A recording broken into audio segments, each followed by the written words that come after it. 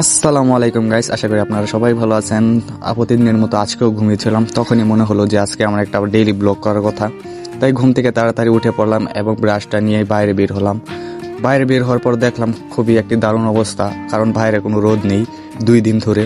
তখনই ব্রাশটা নিয়ে হাতে কলপার চলে গেলাম এবং এদিক ওদিক তাকিয়ে দেখছিলাম যে পরিবেশটা কিরকম দেখা যায়। তারপর আকাশের দিকে তাকালাম, দেখলাম আকাশ খুবই ঘোলা হয়ে রয়েছে।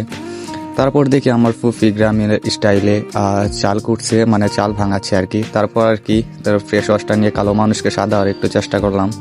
মুখে ফ্রেশ ওয়াশ লাগিয়ে মুখটা ভালোভাবে ওয়াশ করার চেষ্টা করতেছি। ভালোভাবে ডলাডলি করার পর মুখটা একটু ফর্সা ফর্সা হলো। তারপর কি মুখটা ভালোভাবে ওয়াশ করে নিলাম। ওয়াশ করার পর মুখটা ভালোভাবে ওয়াশ করার পর ফেস ওয়াশটা নিয়ে বাড়ির দিকে রওনা দিলাম। এবার এদিক ওদিক তাকাচ্ছিলাম, দেখছিলাম যে আশেপাশের অবস্থা কি। তারপর আর কি ফেস ওয়াশটা নিয়ে ঘরের ভিতর ঢুকে পড়লাম এবং আমার ফেভারিট রুমালটা নিয়ে মুখটা ভালোভাবে মুছিয়ে নিচ্ছিলাম। ভালোভাবে মোছার পর ফেসটা দেখতে খুবই ভালো লাগছিল।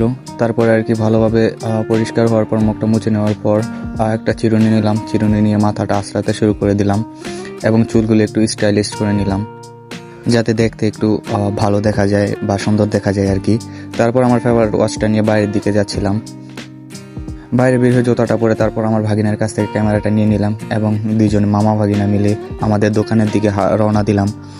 হাঁটতে হাঁটতে বাইরের পরিবেশটার দিকে তাকাচ্ছিলাম, দেখছিলাম যে বাইরে কিরকম পরিবেশ।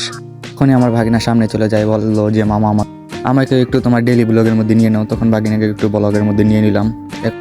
এখন আমি আমার দোকানের মধ্যে চলে আসলাম আর ঘুম থেকে উঠলাম মাত্র, তাই একটু খিদা পাচ্ছে। আমি এদিক ওদিক তাকিয়ে দেখছিলাম যে কোনটা খাওয়া যায়। তারপর ভাবলাম যে একটা মামা বিস্কুট নিয়ে নিই। তারপর একটা মামা বিস্কুট ছিঁড়ে নিলাম এবং এটা ভালোভাবে ছিঁড়ে নিয়ে আমি টুলের মধ্যে বসে পড়লাম এবং এটাকে ভালোভাবে খোলার পর এখান থেকে একটা স্টিকার পেলাম। আমি দেখে খুবই ভালো লাগলো, ছোটোবেলার কথা মনে পড়ে গেল। তখন ওইখান থেকে একটি মামা বিস্কুট নিয়ে আমার ভাগিনাকে দিয়ে দিলাম এবং আরেকটা নিয়ে আমি খাওয়া শুরু করলাম।